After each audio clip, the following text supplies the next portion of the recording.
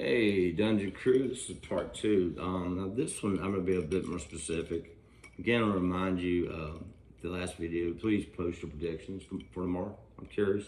Post your thoughts on Dallas, post your thoughts on Atlanta. Video is even better. It's fun to watch. I'm digging it. Again, you heard mine. I put Matt up for four TDs. I'm going to get Pitts, first two touchdown performance. I predicted on Atlanta winning, I think 31-28. So I want to go back. I'm gonna take these things in different parts. So, in real life, you guys call me a spook, and I guess I am.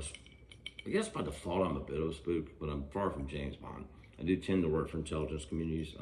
I actually work for the nuclear community right now again, which is like my third time. My background is logistics and system engineering, and I know 007 knows his shit, and probably a couple of y'all. System engineering, again, it's all about reliability, right? Predictability. Knowing when it would fail, avoiding failure by preemptively doing maintenance on it, right? By being ahead of the curve. And the whole goal of it, of course, is to match up your forecast of parts that you need to be right there at the same time. When your system or platform, whatever it is going to potentially fail, right? So you want to match up and get cost per unit output. That's your goal. Finances matter, even a government job. So to geek you shit out, let's go down to things. So 3 pillars here: system, culture, leadership. Leadership I touched on quite a bit earlier. I'm gonna make it easy on this one because this is not the leadership thing. TFAS blank, by the way, is staying out more, and McKay seems to be shutting the fuck up so you don't see him. That's a big deal, and that's gonna be a crux of what I'm gonna talk about. But let's talk system. So system, of course, goes from the highest level. You got the franchise, you got your actual what they do, their motto, and you guys know this. End of the day, NFL must make money, right? Check, right? It's a business, right? But then you go down next up, you got this GM, right? Let's take the GM level. That's kind of what I do for a living. I'm more of a GM now these days. I scout it, I take inputs, I evaluate, I make decisions, right? We all do. Clarence Jones stuff. What I'm saying, we have a highly successful dungeon. Looking at all you guys and hearing your story. Vandy, you badass business making motherfucker. I can learn some shit from you, promising. By the way, Vandy, I need you financial guy. So hey, give me a call, buddy. I'm serious. Look like crazy man, but I make good money. And that's a real painting, yo. Real painting, yo. Just pointing out. Anyway, system from the TF side to the AS, Arthur Smith side, and then the P side, and even special teams. I can't remember the guy's name. I'm sorry.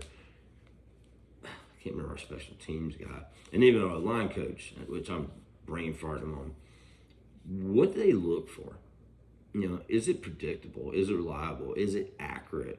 Can you take the parts? When I say replacement parts, I'm going to sub in players and draft and acquisition. Plug them into your systems either. Because the goal of system is you don't want to have a catastrophic failure. Bottom line, you don't want that. It costs you money. If you're military, it endangers your mission. Like you could kill, lose loss of life, personnel, resources, etc. In commercial world, like you commercial cats know this shit. Guess what, man?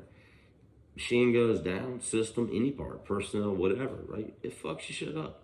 You can go quickly from a NASDAQ company to penny stocks, right?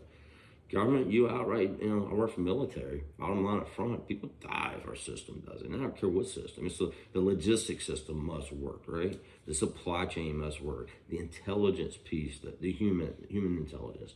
Whatever you talk, the fire teams doing the hand signals, doing things like that must work.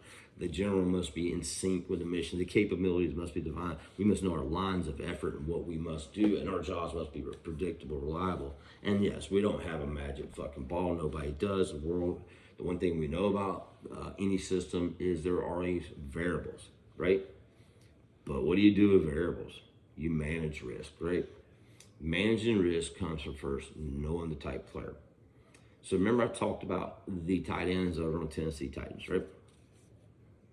You notice there's a certain trend. You notice the skill set's similar. Do you notice that tight end grouping at Tennessee was quite a capability, right? That's huge, right? Obviously, the running back, they had they had Derrick Henry's prime capability. 400 yards in. We don't know what's behind Derrick Henry yet, right? But look at us, and but what we found over, at least when you look back, and I went way back to Pease. Let's take Pease for a second. Went all the way back to Pease, all back to his Belichick days, and some of the great people he learned under. He has a type, right? Belichick, if you read the Patriot Reign, Michael Hawley, they talked about his early Cleveland days. It was probably Pease knew Belichick back then. I mean, these guys are linked into this whole, was it Croatian mafia, Serbian mafia, whatever. But Belichick would always have these cards. I think you guys know this. And he had these. He was big on what's my size, weight, type, my tangibles, my athleticism, what type of intellect's required. If you didn't fit the blocks, and Clarence inspires you, like take for example, quarterback. Belichick, very clear, he wanted intelligence, he wanted moxie. That's true. He also wanted somebody who could adapt as the game goes. Big EP guy. Arthur Smith, all these guys they work with. So Belichick had a specific for his linebacker, also linebacker edge, which Pease was on some great team. I think he's got two rings, is that right? Is it 2 rings of New England? I have to look it up. I know he's got at least one. Big nose tackles, right? Big interior stuffer. So I might do 3, but having 2 of those big bodies, which most of those rosters seem to carry 2 to 3 of them, right? Big body motherfuckers. I mean, we just signed Pernell Rush. That is about, in calculation, that's probably 700 pounds, right? A man. That gives you an option. Obviously, you can go 4-3, 2 of them big boys up front, really stuff it. You can get 3-4 using those. But again, that's a predictability and reliability, a type. And if you look at the type on Pease's rosters, you look at the type from Belichick, you look at Saban, again, another influence. These guys are all hooked up together. You know what I mean? What do you see? We have this type for a nose tackle, for a 0 tag, for a 1 tag. Right? They must be able to play a couple different positions, a couple different lines, and they must be this. In that case, you know, and you guys can look at the roster, you see a continuous, I want 320 to 350. Boom. 6'2 to 6'4. Gotta have some length. They don't tend to get, notice one thing, they don't like what's that 5'11 nose tackle I think they got in Seattle. It's not really their type, right? They like all these Pease defenses, you know, including the Belichick defense. They always have that disruptor. Grady, right? Pease more than Belichick was big on the disruptor piece. It seems like Belichick was more 5 techs, which he has that too. But Pease has always had that Arthur Jones guy, right? That guy, Bullard, like we got, right? What the hell? I'm trying to remember his name. I missed out. What's the free agent we missed out from the Titans that he just had? We all liked him. I'm sorry, blanking, you know. But their guys on Pease, he always has that 6'2", 6'3", 280-ish to 290, maybe 3, but really usually a cupcake shot, right? These guys tend to be athletically built. You ever seen Arthur Jones? Athletically built. Like Grady, right? Maybe they're not a Aaron Donald, but they're inserted into, they can disrupt. On 4-man fronts, they play more like a 3 tag, right? Have you not noticed? I think it was 7 brought up too. Those guys also get on the edge a lot with Pease. He deploys them that way. That's big. You'll see trend, right? Trend. We added 2 big bodies, right? Later, but we added them, right? We have Grady. We should put Bullard.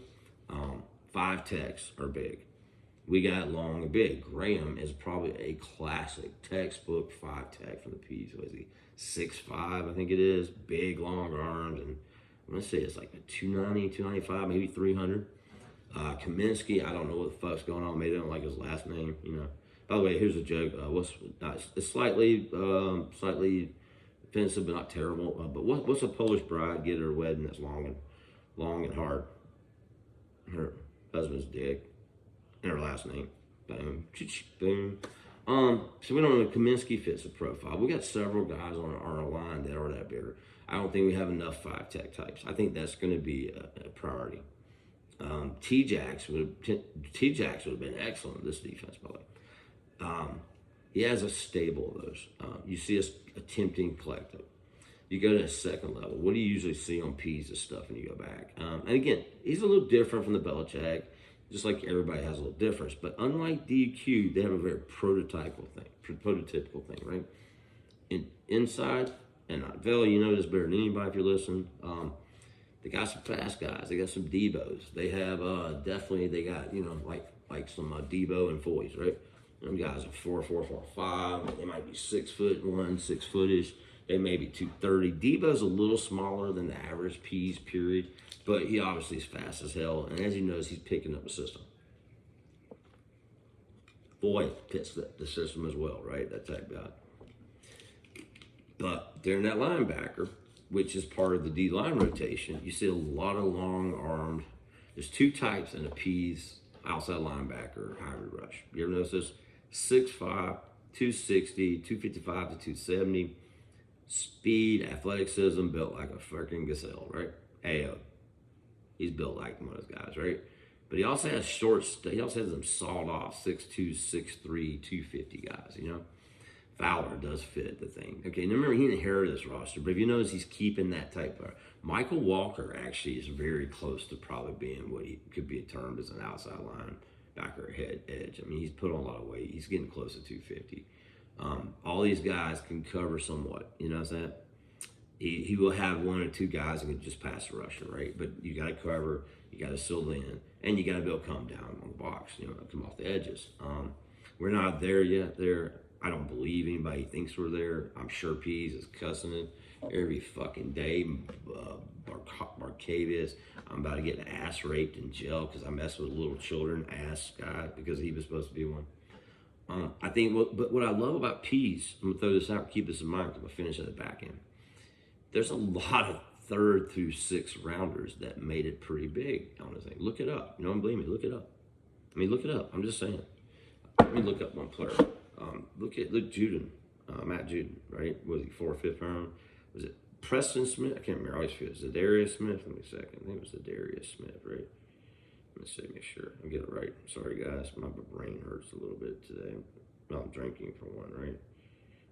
Ravens, right? Ravens out, right? So 2000. That wasn't it. It was Zadarius Smith. But Zadarius Smith, well, with the Ravens, was a very Pease type thing. Which Pease left his influence from the Ravens. So I'll go there, right? Let's see, was the other one here? Preston Smith. Here we go. I'm sorry, guys. Make sure they have Harold over there. It was drafted. Let's see. Oh yeah, here you go. Preston. Yeah. Anyway, I'll go back. I'll have to do my homework. My apologies. My brain's a little hurt, but if you look through these rosters in general, Elvis was over there, right? Our boy Dummerville, right? Suggs is obviously a lead pass rusher, and but he again filled that period. But anyway, all those outside linebackers I look through and edges, they really do tend to be a real collectively the same, other than Dummerville, which was an oddity, but he's a hell of a damn pass rusher, right? You know what I mean? What they all tend to be is that 6'2" to 6'5", 250-ish to 270-ish, right? And they were thick, they were rugged players. Physicality was always predicated as a thing. You look at their scout reports, these guys could handle, they could handle traffic, right? They didn't get washed up. Every single one of these guys, like Jude and other players, were drafted under these days of Pease. And even Tennessee, a lot of them were not like, you got these bad marks. They're not great twitchy athletes. You don't need him. He don't want him. He's okay. Now, he does have a twitchy athlete. He'll try to get it. Sure. Who the fuck doesn't want anybody who's twitchy and badass? Who the fuck doesn't want a motivated fucking Jadeveon Clowner, right? I think he's actually signed with them, right? At one point. You want a 6'6" guy, 270 that can move like a gazelle. But, end of the day, the system is very specific, right? Back in the safety part, right? They value safeties. You guys know all the safeties on these teams. Go back. Go back to the Patriots teams. Go back to the Ravens teams. Look at the safeties. And they're like a good, strong safety, but they have a good free safety, and they got that rover type. I'm ex-safety high school, but nothing like you. But I think you caught it best.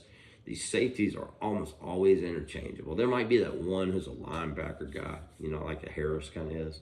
It's a 220, 230. It's a rover. I call it a rover. Clarence, you probably got a better name for it. But you know, they got this. The free safeties can play cover one, cover two, multiple coverages. They can drop down a slot. I think Richie Grant, a big discussion on it. Look, I like Richie before the draft. I've seen Richie make some great fucking stops. I don't think it's bad. I don't know what it is that's taking him along. I'm not going to give up on the pick. Javonte Williams would be fucking really nice because on the offensive side, when I talk, Javonte Williams would have fit the fucking bill. Just so you know, and I bet Smith's probably going to fuck, right? Even my boy Jalen Hawkins. Jalen Hawkins is a very, very, very Pease type player when you look back.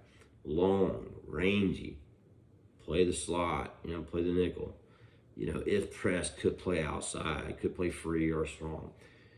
These are all very definable things. You know, the cornerbacks, right? All of them. They value Wills back there. They do. Pease has always valued Wills. You know what I'm saying? He likes them fast, right? They all tend, but he has an interesting mixture. He doesn't do short guys. You don't see a lot of 5'9" guys.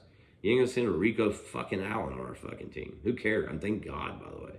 You know, Casey's little, whatever the hell his ass is. You know, look at the two he just drafted. Were they huge? I mean, they're actually good sized guys. Darren Hall, he's got a nice build on, right? They tend to be physical guys that can tackle. You know, Avery Williams, which I still think should be on the offensive side, being the slot back, because I really think that's his natural position personally. And you guys tell me if I'm wrong, but he's strong. He's got burst. You know, they got good enough speed to catch up. He always seems to have at least a shutdown corner if he can, which I think we got one in AJ Terrell. But if you notice the trend, these players, and I'm not even going, so if you look at the free safety types, and nickelback types, he's got Pease, they tend to be in that, 6-footish, 200-ish, 205-ish, maybe even 195-ish range. Grant fits the bill. Give me a second, I'll look him up, make sure. Sorry guys, I'm slower today, man. I have first time really drinking last night, and then my shoulder's just fucking hurting today. But I'll pull him up when I look at Richie Grant. So Richie Grant's a 6 foot, 195 pound guy. That's a very prototypical. I believe he ran a 4.5. I like KO, but KO is bemoaning not being fast enough. Actually, most of P's guys are 4.5 guys. That's very normal.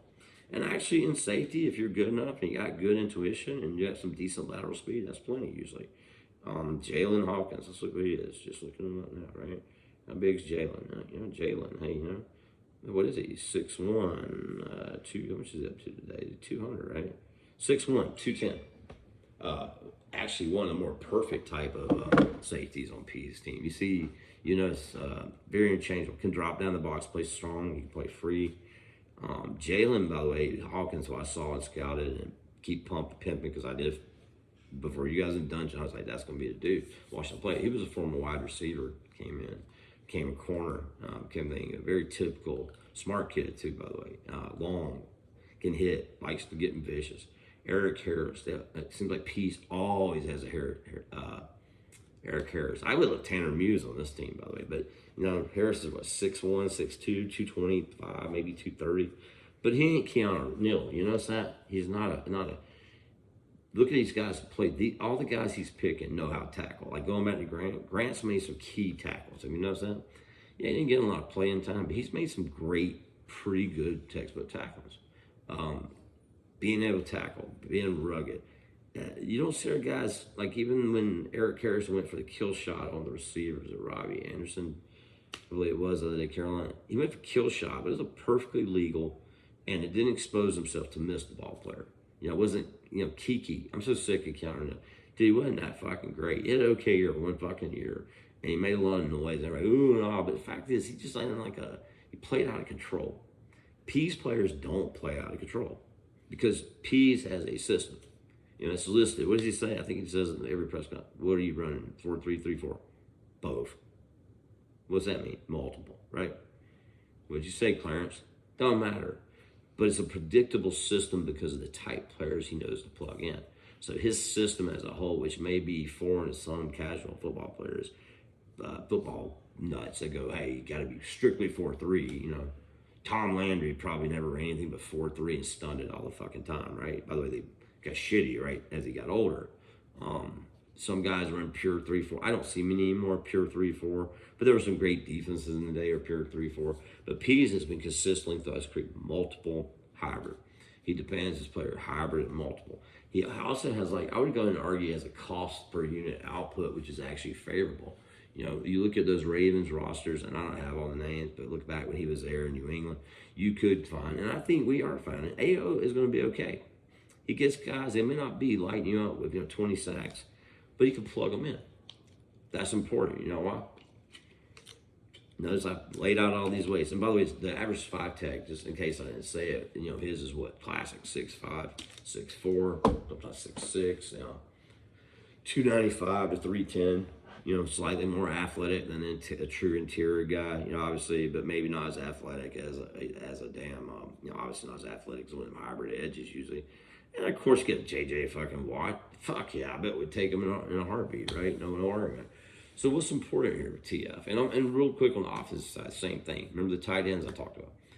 Smith has a type player. We know he wanted bigger backs. We see that on the roster. What's he carrying out? He's carrying out a 220, 225 Davis, which none of us can figure out why the fuck he's suddenly, I don't know what happened to him, right? We're all wondering.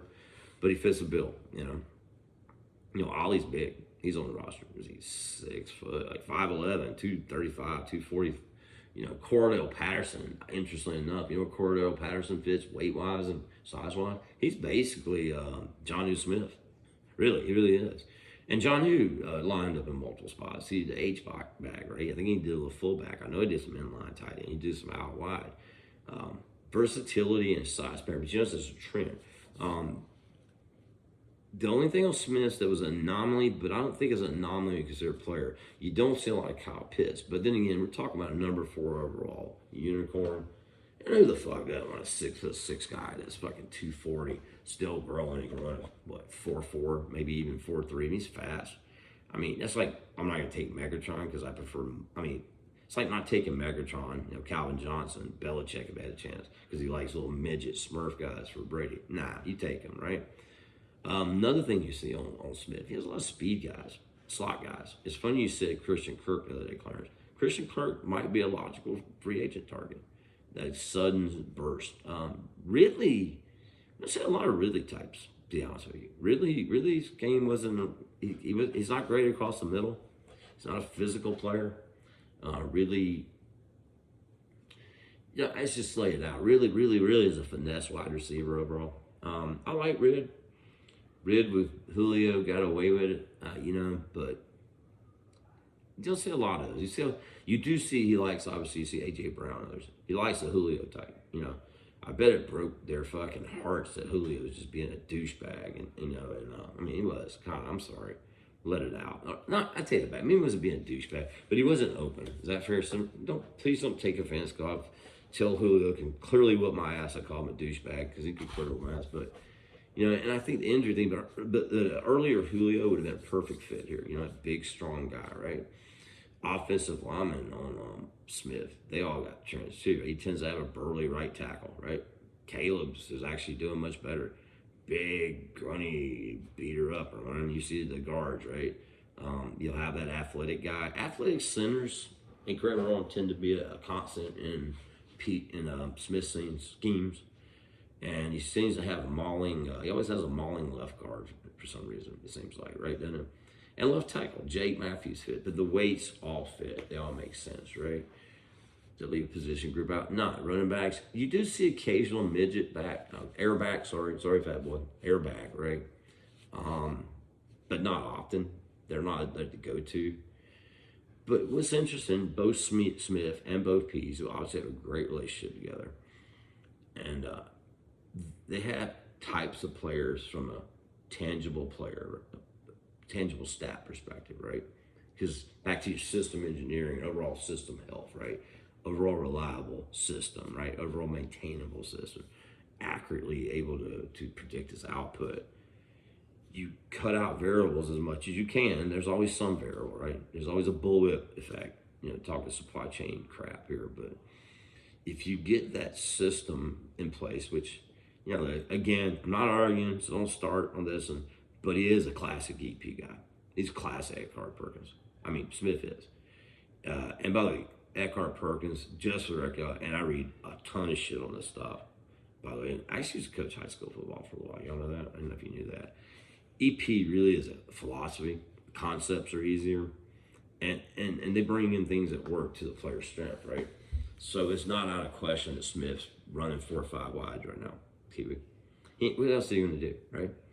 Davis isn't working. He don't have his running game to the point, right? Yeah, I guarantee you, if we get a juggernaut big back and run the ball 30 times a game, or get a more running game that's like in that area, I guarantee you we'll see more, right? We're seeing more now than we did in Dirk Cutter, so let's keep that in effect. I mean, it's not nothing like Dirk Cutter, so whatever the fuck we got now is 10 times better. But again, I digress, but let's go back to that type of predictable thing. When you have predictability in your system, you know your system. It's well-known technical baseline. Both sides of the ball, particularly, right? You know what you know this is what it takes, and you know what players that you plug in terms of, height, weight, speed, intangibles. That always seems to be it's not that they're choir boys. I don't like it. I've never seen like choir boys, only the P's are his, but I've seen a lot of guys that are lunch pail attitudes. I've seen a lot of good leaders, but not that bullshit, just your team captain horseshit. Not because you're, not let's get this guy, no pit bull fighters and shit like, we used to see back in the old day. There's some shit talking, but you see mental. But these players are predictable to a point. They tend to be intelligent. Look at their Wonderlic. RAS scores, they're fairly predictable, the types of picks. But without getting overly geeky, back to the whole thing, how do you keep that system maintainable? I'm talking football, any system, corporal, whatever. How do you keep it maintainable? How do you keep it reliable? How do you get accuracy? How do you accurate and it's predictable, right? And how do you know when to plug in when you got a possible bottle of failure place? And what's the critical path, right? The critical path, what makes the engine run and what can stop the engine in the system, right? When you have predictability, you can actually go out and draft, and you can actually do as we've done just recently, sign a bunch of no-name Jags and have a competitive fucking team. This is first year, right? First fucking year, salary cap, fucking hell. Shitty players all over the place when I'm talking. This is a long video, and I apologize, but I don't care. Y'all can cut it off halfway through. But what you see here is I can go, TF knows what groceries to buy so the shelves can fucking cook them. I'm going to rant next video a bit on TD and DQ, but here's what I'm going to leave with, right? Let's flash forward 2008. Look, give TD credit. The first few Falcons years were great. They had a tiny run, right under DQ-ish years, which, shit, you may be arguing a lot of players have left over Mike Smith. I'm not sure how you want to argue it. Who knows? It was weird, actually, to, back to systems. But let's go back before I get too off track. But keep this in mind. And I want to hear your thoughts. And please post a video if you want, Clarence. 2008, and I wrote it down here, too. We get in with Brian Van Gorder, defensive coordinator, right? Mike Mularkey. Everybody knows Mike Mularkey, EP guy, who, by the way, has lineage back to, Arthur Smith, ironically, right? Smash Mouth exotic, pound it, right? Deep ball, like tight ends, right? He's fucking Mularkey probably creaming his pants over a fucking pits, huh? They were able to fill those players initially pretty easily, right? Van Gorder, looking back, I didn't hate Van Gorder. I hated the way they ran the defense versus what they did in Jacksonville. Let me be clear. They never had the Marcus Stroud guys in the middle, John Henderson, big D tackles.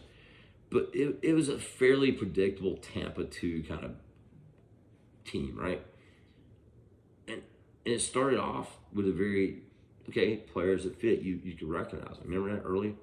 And then it just went off the rails, Then all of a sudden, BVG's gone. I think he got a job, I remember. He didn't get head coach in college somewhere or something. And Mularkey, obviously, boom, pop smoke. Bring in Dirk Cutter, right?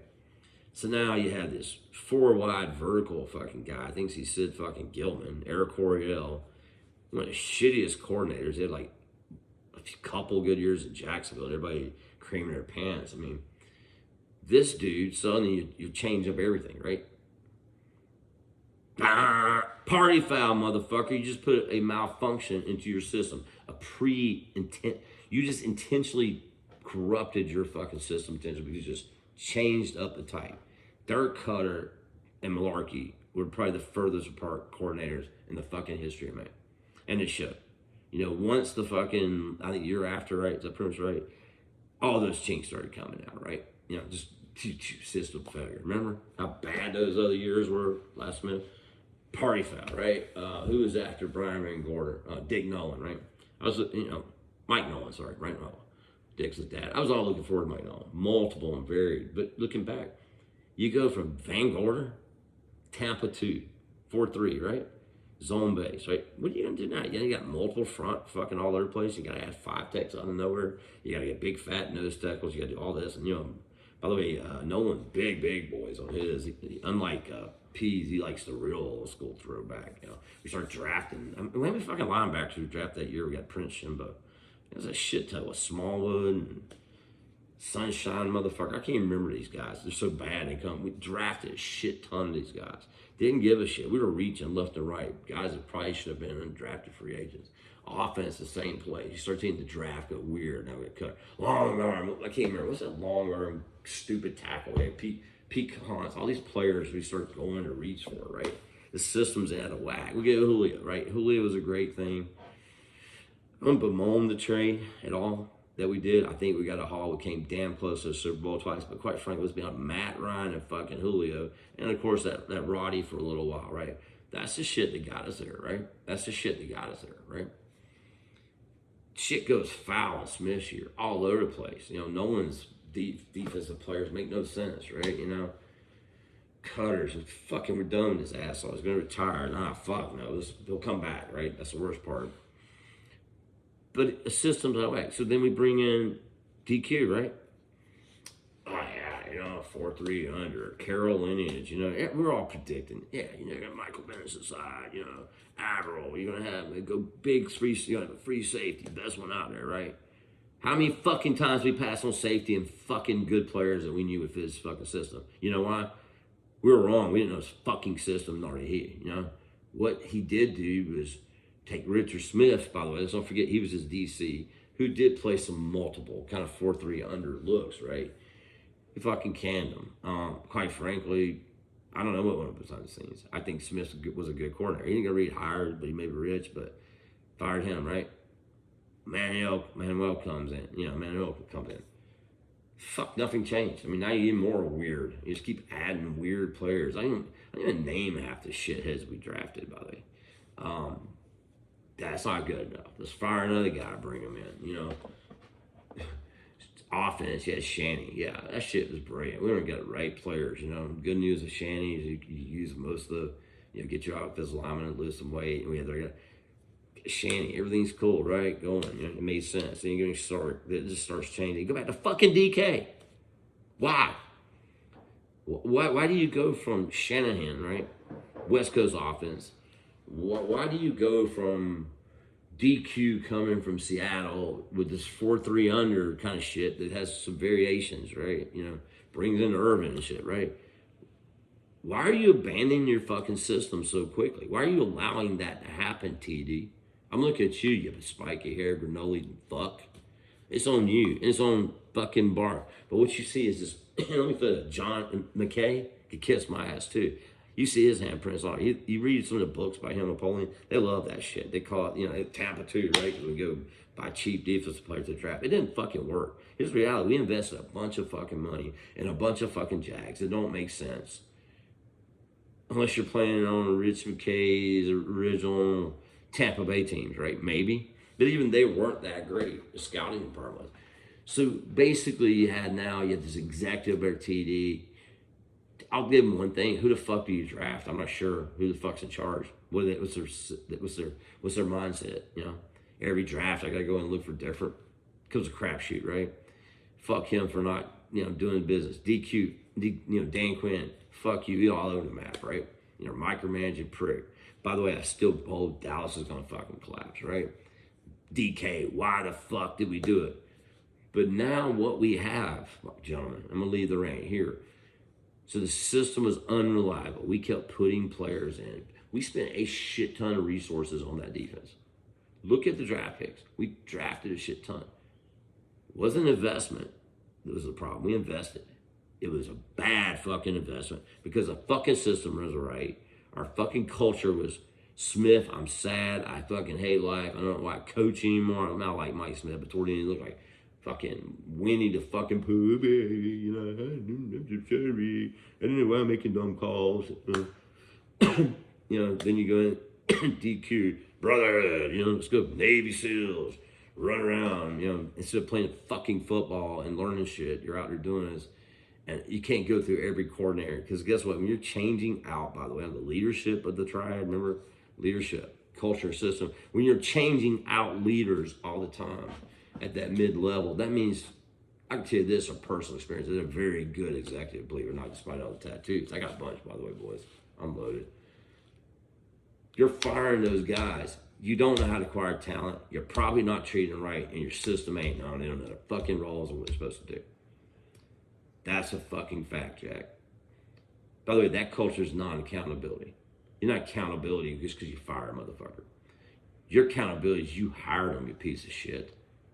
DQ, I'm looking at you, you bald-headed fuck. You, buddy. Don't tell me TD to that. You, buddy. I'm looking at you, blank. You should have fired him. Pissed off still, right? Now you're picking pieces. But now I'm coming in. We bring in T up, right? Terry Fontenot. He's got to play safety, I believe.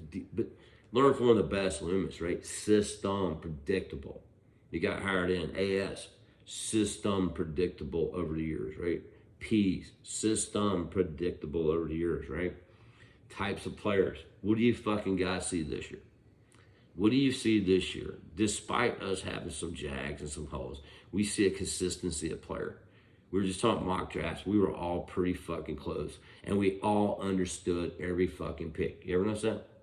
When's the last time you felt that way? It's been a long fucking time over these last few years. So we can go, I knew that guy would be a good Falcon. I knew that guy would be a good Falcon. I knew that guy would be a good Falcon. I knew that guy would be a good Falcon. We don't panic. So the system now is predictable.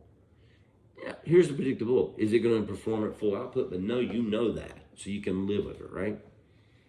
Your leadership. Dude, I heard peep of bad shit. Other than Mingo, we dumped his ass like hot rice once he fucking fondled some little kid. I hope he gets ass raped in prison. God bless his soul. He better not be guilty. And it better be not guilty. If he is guilty, fuck him. If he is not guilty, I hope he gets out. But it's kind of creepy, period, right? Again, he was a prototypical Pease type guy, though. You remember that longer, wiry, rugged guy? He was, actually. So what we're seeing in a roster churn, I think a couple of you guys wanted, we're adding players that are predictable. You can go, oh, yeah, Rush, Balders. Hey, look at that. Oh, that makes sense, right? Even if I don't know the name, I can kind of guess what they're going to do, right? Makes sense. I know fuck what we're doing, like Tack. What the fuck is Tack? Like, why are we trading up for this fucking one-gear motherfucker? He's crazy. Doesn't make sense. I got no issues with anything signing so far. I think give you guys. The drafting makes sense. Mayfield makes sense for a Smith team. Mayfield is a big, burly boy. He's going to get better. He's smart, too. He's picking up. Michigan's a great school. Dahlman is a fucking brilliant Stanford guy. Nimble. Bench press like 31 fucking presses. Strong. Gets downfield. Obviously, Lindstrom. Lindstrom was probably the best gift TD left us with.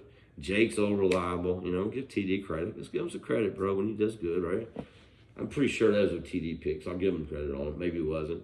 Even McGarry hasn't been terrible. I think that's it. But they're predictable. They look across the point. The running backs we signed, with the running backs working out, make sense. Remember those tight ends I talked about? Yeah, we didn't sign everyone, but they can move tight ends and just growing fucking trees on a free agency, right? But Cordell Patterson fits that kind of Jonnu Smith. He's even more adaptable, right? And Cordell can play fucking tight end. You guys know he can play H-back. Cordell can fucking play whatever, quarterback, kicking. I mean, but you see it, right? A quarter 6'2", 240, whatever, 250. John L. Smith, Pease. Maybe he didn't look exactly like a Smith roster, but he's a fucking uniform. They didn't panic, dude. We'll take a capability. We're gonna make ourselves competitive this year. They're meaning it. Defense, AO made total fucking sense. 6'5", 265, 270, long arm, right? Richie Grant, right? Like I said, was 6 foot, 190. Again, he fits that kind of thing. I could plug him in. We all were saying Richie Grant would be good Falcons one time. Everybody was, by the way. Still think he may be. It's early. Jalen Hawkins, again, Michael Walker fits the profile. Does he play as much? Debo, weren't sure. Debo's giving him a lot of life. Initially, I was ready to say, fuck Debo, Milton trade him, but you know what? They stuck with him, and, it makes sense. He likes some pass backers. Again, it makes sense, That's easier to cook for, dude. It's easier to buy. It's easier to maintain. TF came from Loomis where they knew the system, right? They knew what to draft. And when the hirings are there, you have this. So now you're third, fourth, fifth, sixth, seventh round, second round, first round, whatever. You don't have to be fucking clever now. You can go pick guys in value range. That's probably the BPA portion. So in the day, I'm gonna recap this because it's a long vid. Look, you guys don't watch it all. My apologies. I didn't realize it's 40 fucking minutes. But what I want to say, you guys, is think about it. I want to hear your thoughts on three things, right? I want to hear your thoughts on what system means, importance of it. Do you think about leadership? What does it really mean, right? Now, what does it mean? To me, leadership sitting in cosmic treadmill is what we always call it, right? The until spook part. What does that mean? Cosmic treadmill. It's perpetual treadmill. When you train an athlete, you sit a treadmill at a certain pace. It's predictable, right? There's no variation. The idea is to train properly to be able to get better, right? That's what great leaders do. They don't micro fucking manage and blame their fucking systems and wear stupid fucking t-shirts, which is part of culture, by the way, because leadership influences culture. And when you do this, now you can draft your things. So bottom line, I think our system is going up. It's going to be good. And I think you talked about this, Clarence, over you. But again, what do you think about my theory, system, leadership, culture? Do you agree? If you don't, give me something new. I'm down. I'm always willing to learn. But do me a favor when you think of it. Think of things in terms of system. Whether it was a machine, like whether this was a fucking ICBM, right? A fucking airplane, whatever, GM plant. It's a system, right? And football is. And when your system's predictable, it's maintainable, you know when it's going to break and you know weak points and you can recharge it and re-add. It's usually pretty fucking good. Anyway, guys, I'm out. You guys enjoy it or don't. Talk to you later. Look forward to the next one.